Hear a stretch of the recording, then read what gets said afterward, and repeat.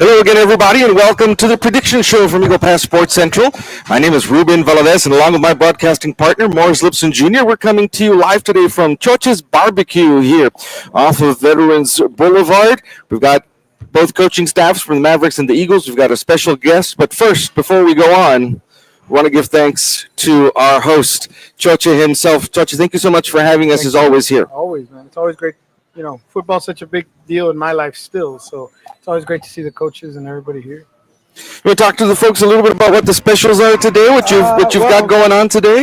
Everything special. Yeah. We got pretty bombarded today, so I don't foresee us being open very much longer. We're going to feed LBJ tonight. I think they're playing freshman and JV here, and we got some big orders. So everything was special because we're going to feed you all, and that might be it. That might be, you see the coaching staffs over there. That might clean you out, Choche. I don't know. You might be done for the day. Telling us you've got something special in your life. You've got an addition? Boy number 2. So I'm going to see if I can get that left guard, left tackle combination here. They may be able to play freshman and senior or something. But, me and my wife, I think he's about a month old now, so kind of scary, but kind of fun, I guess. How soon do you put the aprons on him and get the cooking gloves on and get him in there? My 4-year-old, he knows how. I tell him, hey, stick of wood. And he'll go with me to the smoker and he'll throw a stick in there. So I guess 4. That's about it. You're passing on an incredible legacy to them of success and, of course, of the delicious food that you've got here. So Choche is always. They're better than me. We always do, don't we? We always do. Thank you so much, as always, for hosting us for the prediction show. Thank you, guys. Thank you.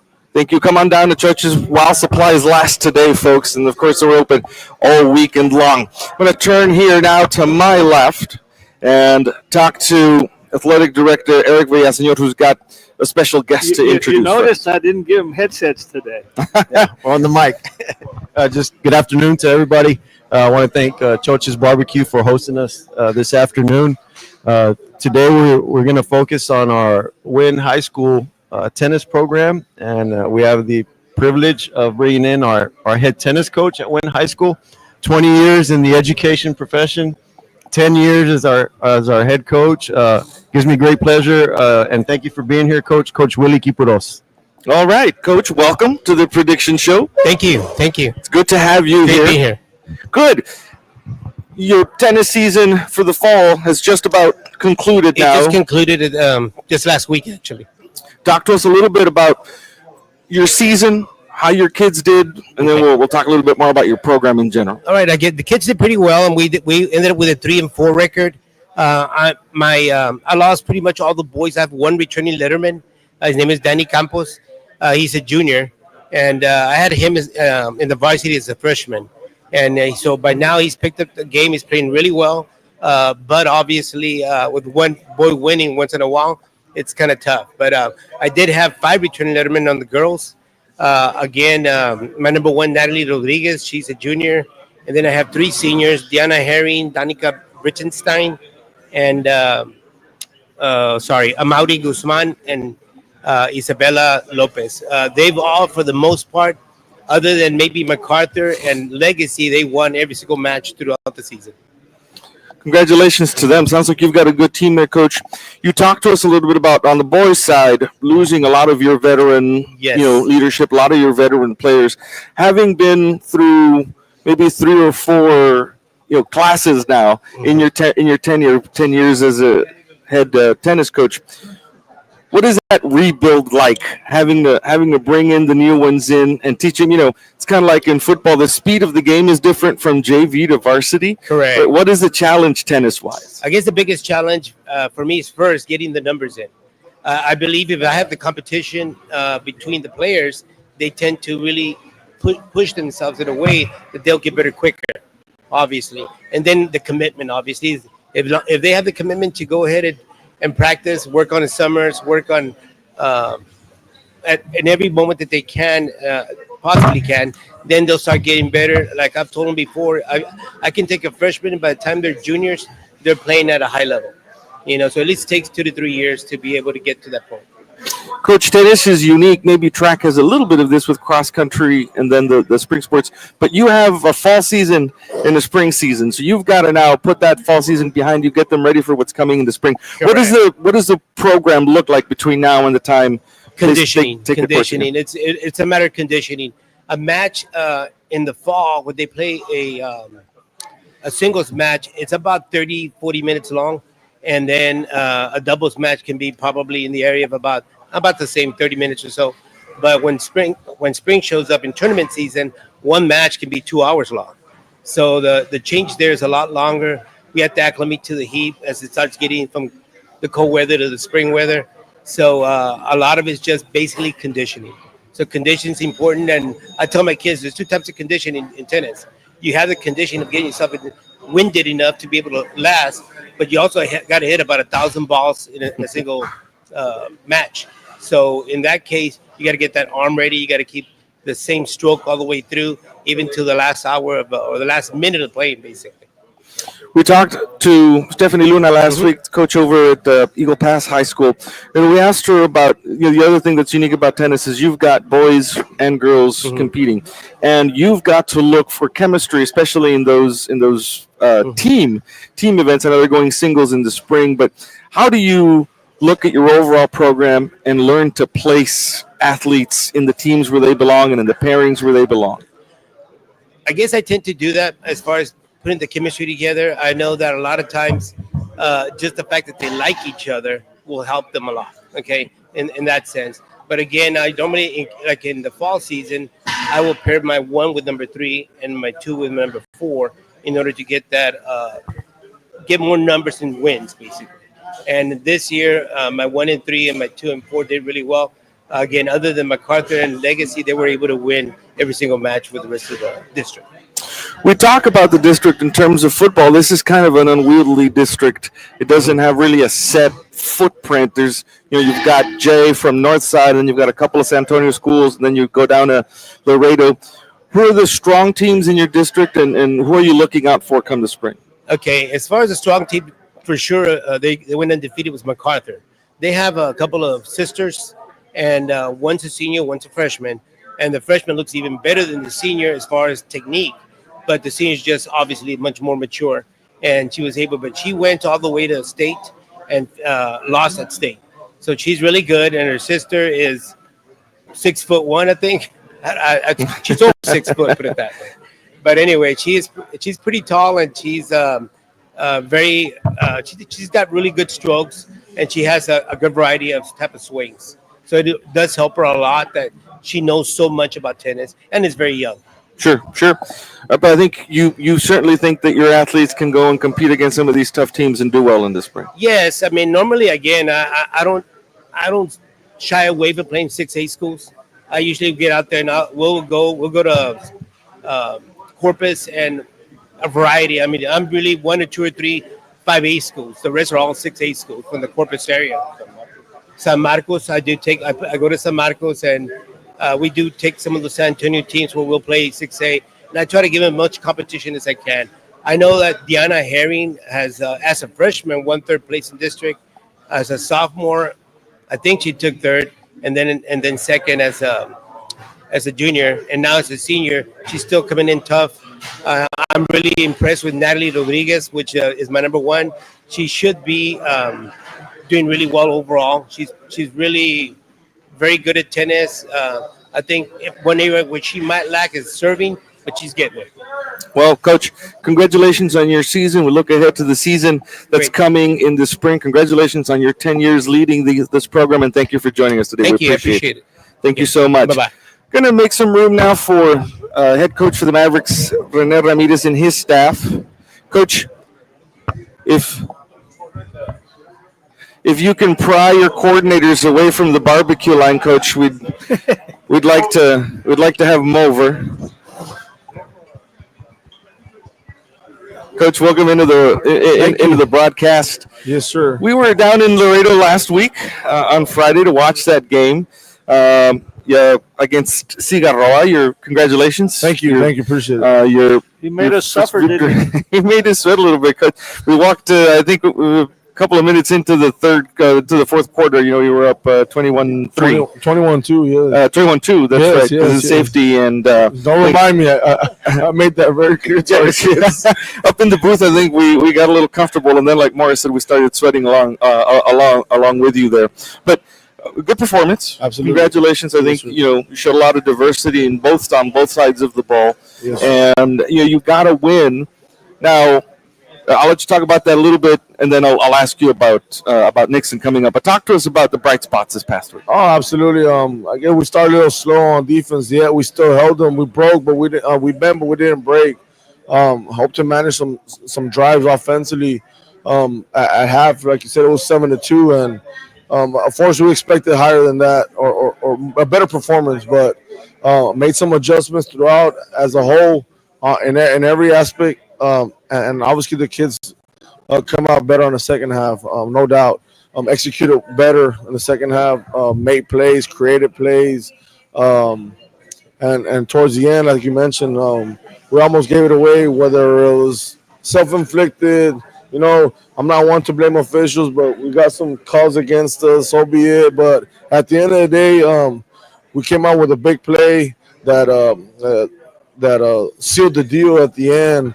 And we couldn't be any prouder of our kids. It's not easy to win on the road. It's not easy to win every Friday night, but extremely proud of our kids and our coaches and for the performance that we had this past Friday night. And no rest for the weary. You can't rest on your laurels. You've got a Nixon team that went into San Antonio and beat Legacy last week. Yes, sir. Yes, sir. So how do you get your kids ready for what's coming on Friday? Like we told our kids, if a win isn't enough motivation, then we're in the wrong place, right? So, of course, the tone was different. That's what winning does. That's always our approach. Like we tell our kids, we go into the weekend. We don't devise a losing game plan. Does it always happen? Obviously, we don't always come out winning, but their attitude was different. The mindset was different. Obviously, it gave us provided live, as we need to be the ones to promote that every single day, despite the situation. But yeah, we know we have our hands full. Nixon lost the district opener to Southwest, but they're on a 3-game winning streak. We're on a one-game winning streak, so we're right where we need to be at. Last time we played at home, we performed well, so we reminded the kids this morning, right after our practice this morning, and we had a great practice, to be honest, today, post to Monday and Tuesday. Monday and Tuesday, a little slow, devising the game plan, absorbing the game plan, but our kids executed well. Just leading up until tomorrow with our final walkthrough. Oh, sounds good. You can stay right there, Coach. Just hand the mic over to offensive coordinator Roberto Royce. Coach, congratulations. An impressive win. We saw, I think, from our perspective up in the booth, some real diversity in your offense. I don't know if you'd been keeping Juan Cruz Jr. tied to his body this first 3 games, but he uncorked a couple of 40, 50, 60-yarders while we were there that really impressed us, the way he threw the ball down the field on the move. How do you build on that offensively for the rest of the season? Well, I mean, like you said, Mr. Ellis, he gave us an opportunity to extend plays, right? Obviously, to complete passes. But also the one huge credit that we have to give is to the O-line. O-line did a tremendous job to give us the time, and obviously, you start scrambling around and you're out there for 6-7 seconds finding a receiver. So it's all credit to the line, to up front, and obviously Junior made some completions. And the best thing that happened out of there is that we build confidence that all the receivers can catch the ball. And we know for a fact that Matthew Yaseñor scored a touchdown, Jesus Mata and Angel Espinosa scored the touchdowns, but Ricky Vielma also made some catches, and then we had even Brian Leos make some catches on the open field, and so all those guys are, and then Kevin Sugaki also, and I'm sorry, Jaime Rojas, because Kevin was out just doing special teams, but all the receivers did a tremendous job, and we just Junior also to understand that there's multiple different situations, multiple weapons that we can hit and we can make accomplishment. Brian Leos did a great job. I called him out when he stepped up on that blitz. Yes. Unfortunately, it was a holding call, which from our view up in the booth wasn't there. But he did an amazing job of giving Junior some time, picking up that blitz, and then obviously on the ground and catching the ball too. So lots of what we said, diversity in your offense. What does Nixon bring in on Friday? What do you have to guard against, and what's the game plan? Nixon is going to be aggressive. They're obviously again another great, well coached team. Obviously, a lot of experience from behalf of the coaches. And they're a mix. So there's 5 seniors to start, and there's obviously 6 juniors, and then 2 sophomores. So they're in the mix depending on the package that they show. Either it's an even front, a 50 look. It's more of a cover 2 look for the most part, but they can change it. They're very good at disguising the defensive backs, what they're doing, their coverages, but they're not going to change. They're going to be aggressive.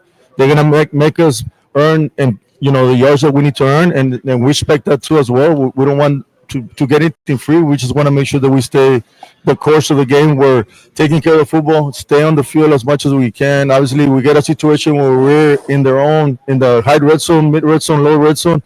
We got to come out with points and got to take care of the football. Take advantage. The more we're on the field, the better our defense is going to be more rested and obviously attack their plan.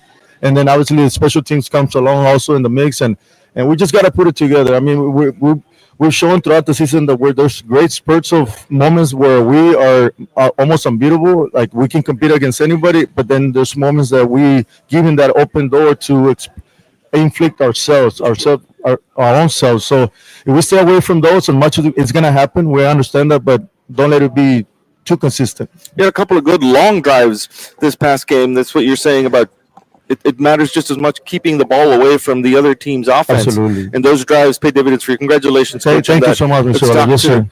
Saul Salas, defensive coordinator.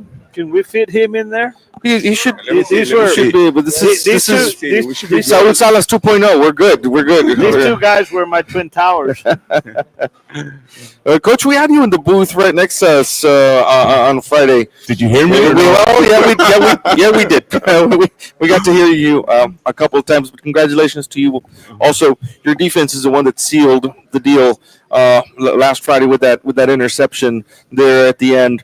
What do you take away from that game, and how do you build on to the next one?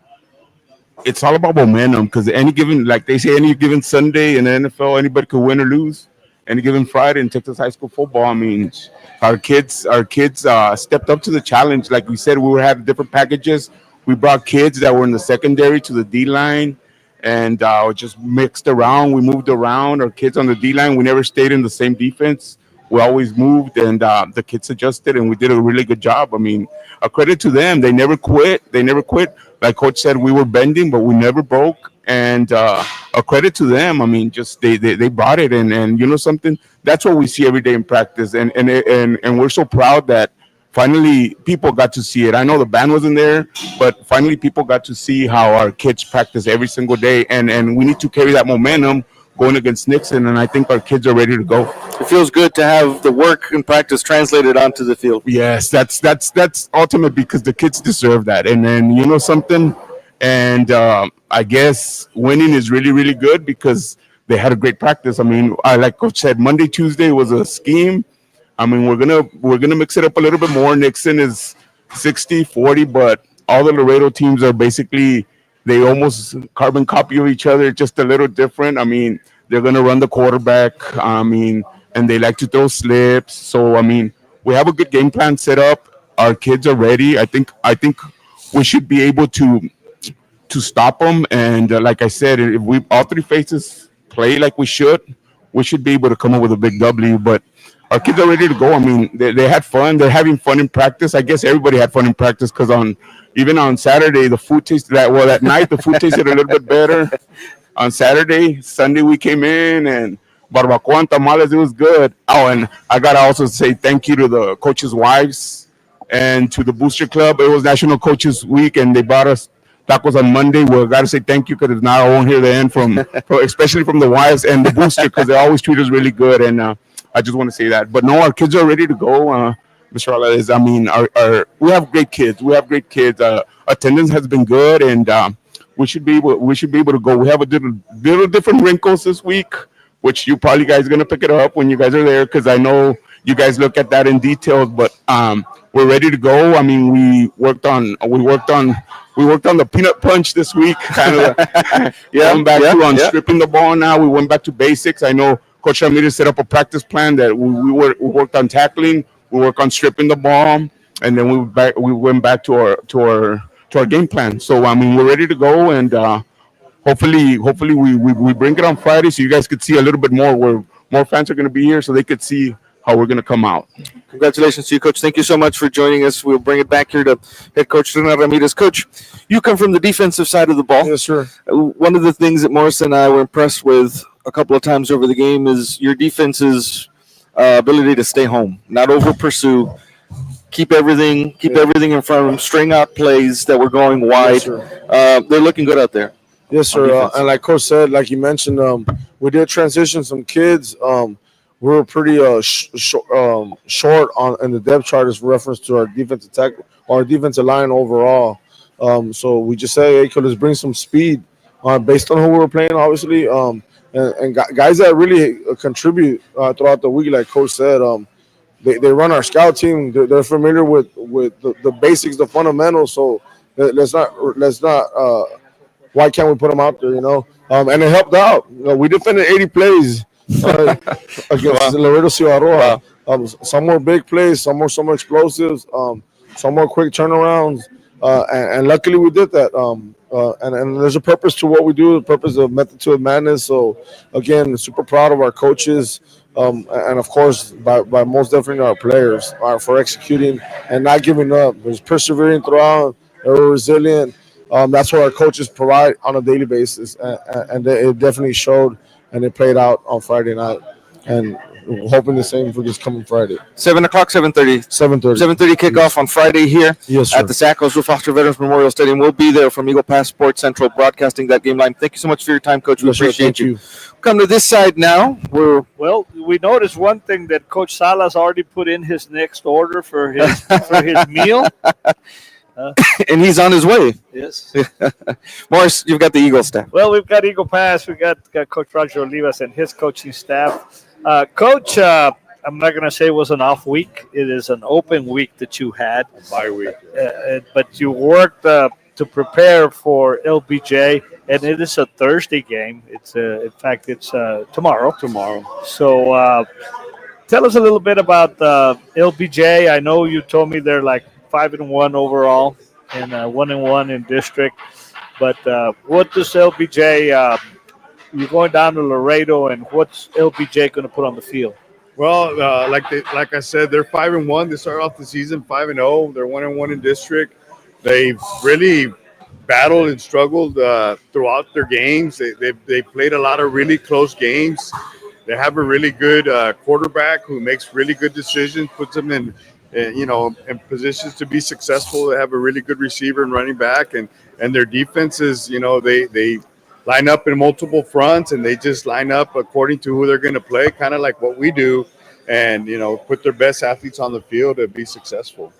But they beat some quality teams. They beat veterans in Mission, and they beat Westico. So and they beat Del Rio. And we went to watch him against Medina Valley, and they opening drive. They scored, which they've done on every game. They've scored on the opening drive, and they really fought to the end against Medina Valley. Well, Coach, sometimes when you have all this time to prepare, let's talk first. We'll bring you right back. Let's bring on Coach Garcia here. Coach. Well, tell us what you've been seeing. You've been seeing film. You've been preparing. Tell us what you feel that your offense has to do. We have to start fast. I think that's one thing that we didn't do last week against Medina Valley. We have to start fast. They're a very good team. They're very well coached. Like Coach said, they're very multiple as far as game planning goes. So we kind of have to prepare to see what they're going to come out in, but still continue attacking. I don't want our kids to be hesitant. I want them going. I think you mentioned sometimes as the season has progressed about how many teams when they try something against the Eagles and it doesn't work, then they kind of completely change away from what you scouted.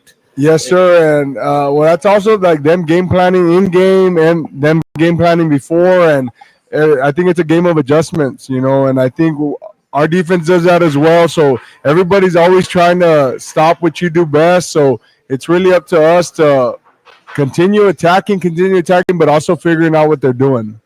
Had a week and a half to get prepared. Football's a lot of bruises there, and we're healthy. Yes, sir. We're healthy. There's the off week does help you. The bye week helps you in terms of that. But it also we've also been on LBJ for about 10 days now. So I kind of tell Coach, I don't know if I'm overthinking or what, but we just got our kids are ready to go. It's kind of been a long wait, so our kids are ready to go. We're excited that it's a Thursday game. We get to travel over there, and we're expecting a good crowd. So our kids are ready and excited. Well, there you have it. We're going to bring in Coach Ricky Ruiz.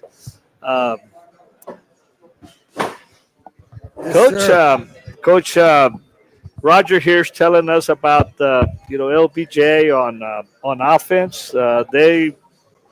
What they're going to bring. Has your defense planned for that? First of all, we're hungry for a win, man. We haven't played in 2 weeks, and we've been on the short side of on the losing way. So we need to win. We're gonna win. We got several packages for LBJ. We added some more packages, but we're gonna keep it simple. Play football, make plays. We're fast. We're fast enough to play with anybody. Well, let me say something. No, you're hungry for a win, and you're saying, but one other thing is that the Eagles always bring to the field, very competitive. Yes, I mean, you're there. Sometimes things don't go your way. And I'll say it. Sometimes some calls don't go your way, correct. It's sometimes it's difficult in games when one call or one situation actually does end up making a difference. And of course, we're not making excuses, but again, the point being that you've been working a week and a half to prepare for your defense to travel tomorrow night and stop LBJ. Yes, sir. Our job is to create turnovers, give the ball to the offense, and let them score. We got to eliminate big plays and get off the field on third down. We have to eliminate big plays. We're right there. We haven't really played a great game. We're just good games, but we got to finish games. Well, they say that a good defense is probably the best offense, isn't it? Yes, sir. Yes, sir. Well, we're going to bring it back to Coach Roger Olivas and to tell us some final words before they get on the bus tomorrow. No, well, I want to invite the fans out to Laredo. It'll be a 7:00 kickoff. Two really good teams, two really well-coached teams are going to get after it. We have a lot of friends on that staff and vice versa. But, at the end of the day, we're going to go out there. We're in search of a victory. We got to get our first district win so we can get in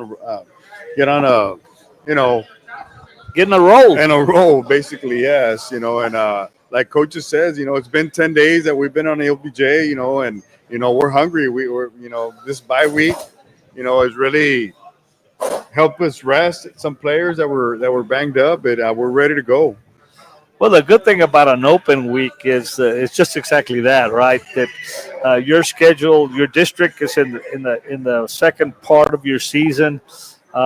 You've had Medina Valley, you're going to get LBJ, but then it doesn't get any easier, does it? Every game gets bigger, and like we tell our players, every great team, you take one game at a time, but you have to get on the run, and I think we're about to start ours. Well, there you have it for the Eagle Pass Eagles. We're going to get on with our finalize our show with our predictions here. Had an interesting time this past week. I still haven't understood what Rene Ramirez is doing. I mean, I don't know.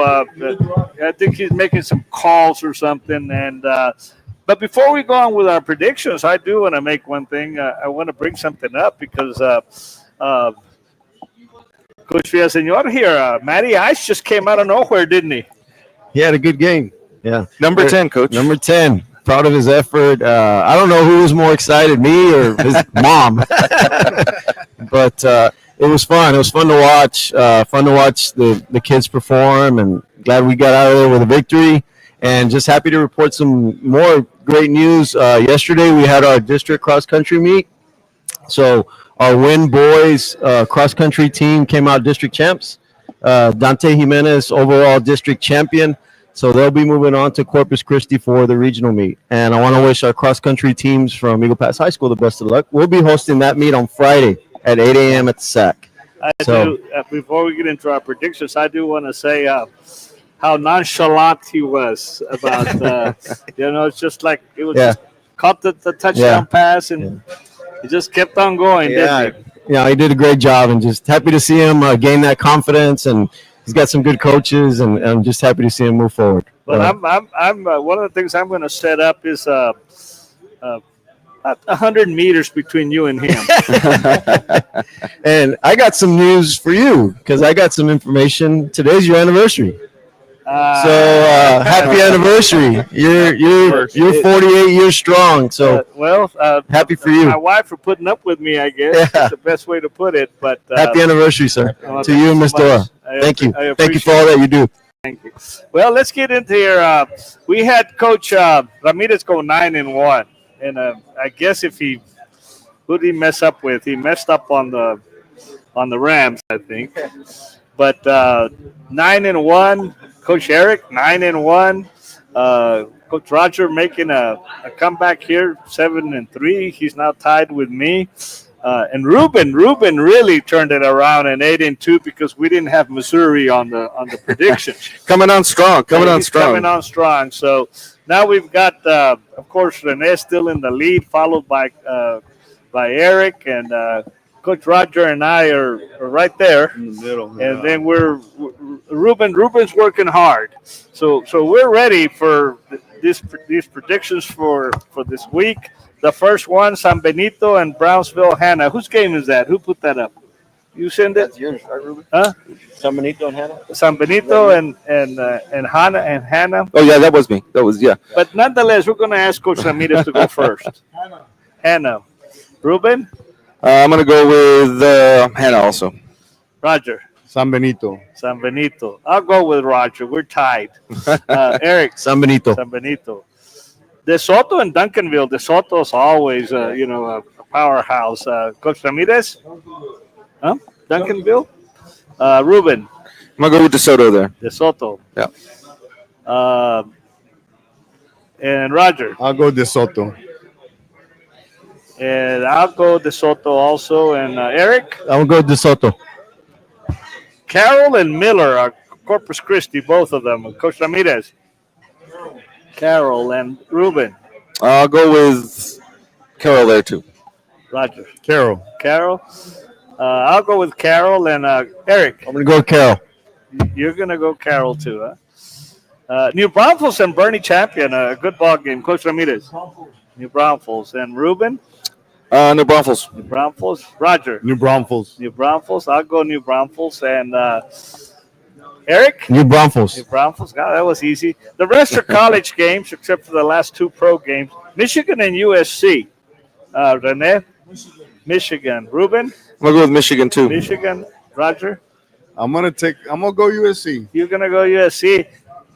Man, I'm gonna swim or sink with you. I'll go USC. Eric. I'm going to go USC also. USC. Florida and Texas A&M. Coach Ramirez. A&M. Ruben. I'm gonna go A&M there too. Roger. A&M. Well, I'm still thinking our Aggies are for real. As the season goes on, we're going to find out. I'll take A&M and Eric. A&M. Alabama and Missouri. Coach Ramirez. Missouri.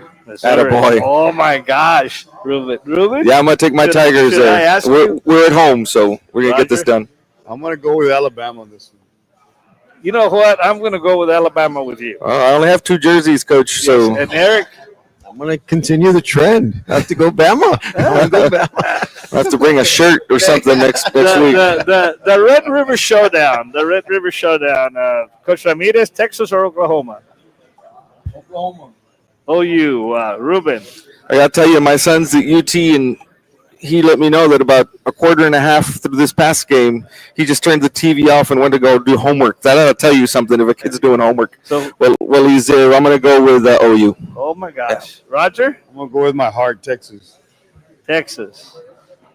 I am going to take Texas, and I think Arch Manning is going to turn it around. I'm gonna go Texas. Texas, you see, Kansas and Texas Tech. Coach Ramirez, Tech, Yes, sir. and Ruben, Tech. and Roger. Tech. Tech. I'll take Texas Tech also. And Eric, Texas Tech.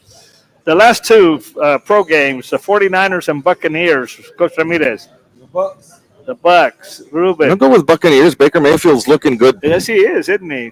Has been around with a bunch of teams, but he Yep. always lands on his feet.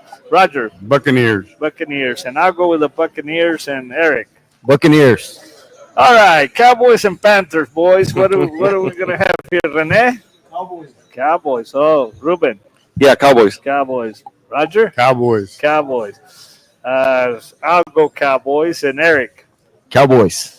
Well, guys, there you have it. Ruben, take us home. Thank you so much for joining us here on the Prediction Show, everybody. Come on down to Choche's today and the rest of the weekend to enjoy some good barbecue and some good fun here at Choche's Barbecue. We wish best of luck to the Eagles headed out to Laredo tomorrow. We'll be here for the game on Friday night as Nixon comes in to play the Mavericks. For my broadcasting partner, Morris Lipson Jr., my name is Ruben Valadez. Thank you so much for joining us. We'll see you next time.